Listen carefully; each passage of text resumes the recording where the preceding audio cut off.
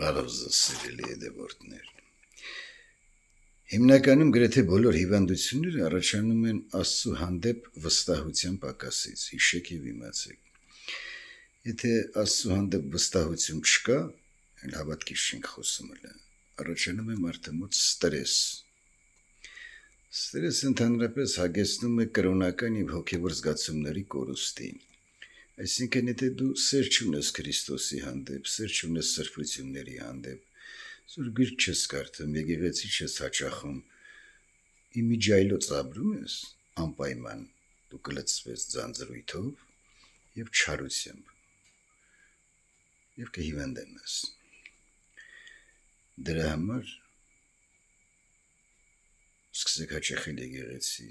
սուրբ գիրք կարդացեք, սրբերի վարքեր կարդացեք, մասնակցեք սուրբ եկեղեցական կարգերին, սուրբ ատարակներին, ժամերգություններին,